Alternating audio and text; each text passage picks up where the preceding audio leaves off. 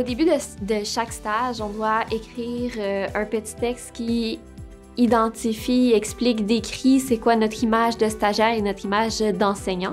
Et à travers les 3 stages, donc le dernier que je suis en train de faire, j'ai quand même évolué au niveau de comment je perçois mon identité personnelle et mon identité professionnelle. Pour ce qui est de l'évolution de mon identité personnelle et professionnelle, j'applique la différenciation pédagogique à tous les jours.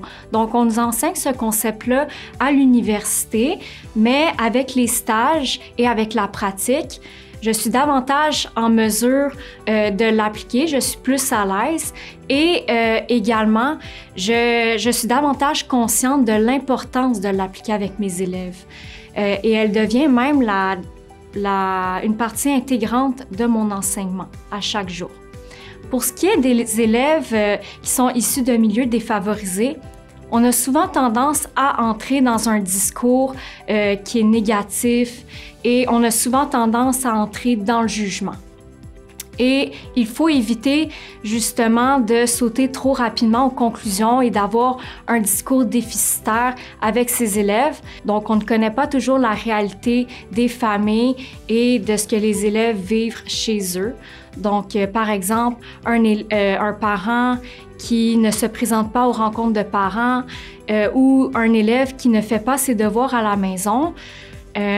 Ça peut être expliqué, entre autres, par des parents qui ont 2 ou 3 emplois, qui travaillent de nuit ou encore des familles monoparentales.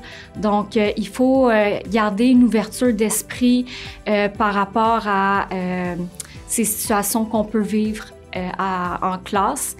Et il faut être conscient de ces réalités-là. Comme stagiaire dans une classe multiethnique, dans un milieu défavorisé, le plan d'intervention est un élément qui a changé mes perceptions de la diversité et donc de mon identité professionnelle. Étant donné que tout le monde a le droit d'apprendre et est capable d'apprendre, cette façon de faire amène à l'éducabilité, même si les besoins particuliers sont considérables. Dans une école où j'effectue mon dernier stage, les enseignants, les 2 orthopédagogues, l'orthophoniste et le linguiste, l'orthophoniste et le linguiste accompagnent les enfants ayant des difficultés d'apprentissage en élaborant diverses stratégies, dont la stratégie de révision des textes, les rappels verbaux et non verbaux, l'aire de mémoire sur le bureau de l'apprenant quand il atteint son objectif, la segmentation de la tâche. Cette culture inclusive, incluant une grande diversité d'élèves aux caractéristiques particulières, sera un beau défi dans ma planification.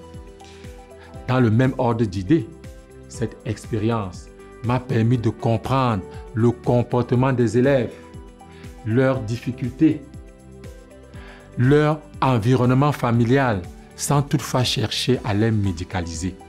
En ce qui concerne mon évolution personnelle et professionnelle au niveau justement de la profession enseignante, puis ce que m'ont beaucoup appris les stages, je le vis vraiment, ça vient beaucoup me chercher parce que moi-même, étant issue de l'immigration et plus petite, j'ai vécu des défis à ce niveau-là. Donc j'avais beaucoup d'appréhension lorsque, je veux dire, ces défis à l'école. Donc j'avais beaucoup d'appréhension lorsque moi-même j'allais devenir enseignante et j'attendais beaucoup justement des stages.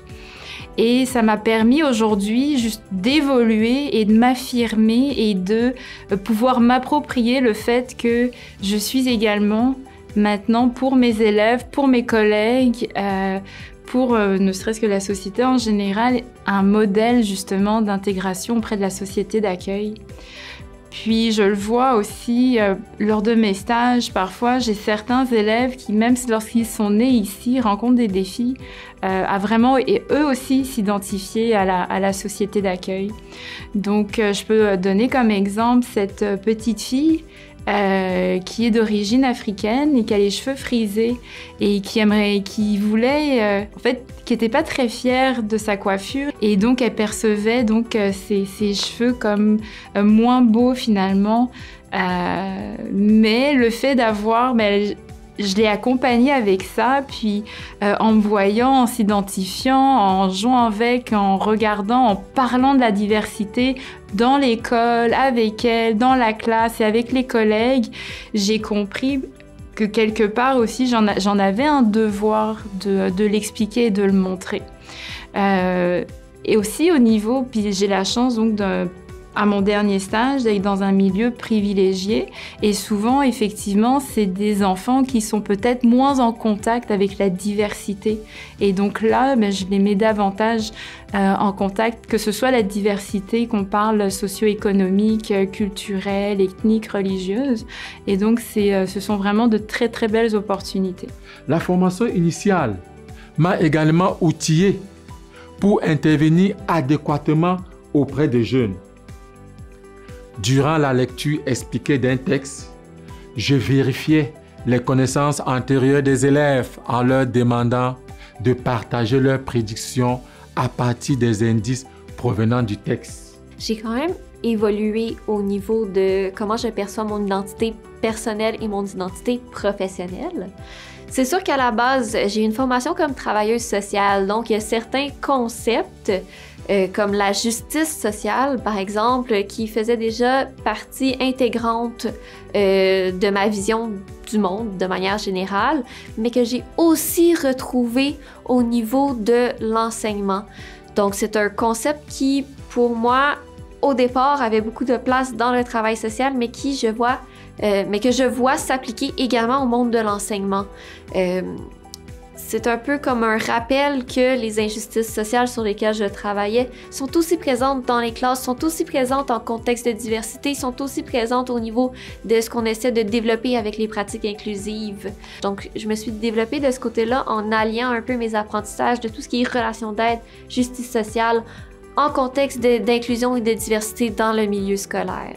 Au niveau personnel aussi, une chose que les stages m'ont appris, c'est que on apprend beaucoup de l'élève et l'élève apprend beaucoup de nous. Donc, c'est un bel échange qu'on fait et ça nous permet d'évoluer dans notre pratique, de mieux comprendre, d'être plus ouvert et de chercher de plus en plus de manières d'appliquer l'approche inclusive dans les classes. Somme toute, je suis davantage consciente et sensible aux enjeux et aux difficultés des élèves qui peuvent nuire à leur inclusion.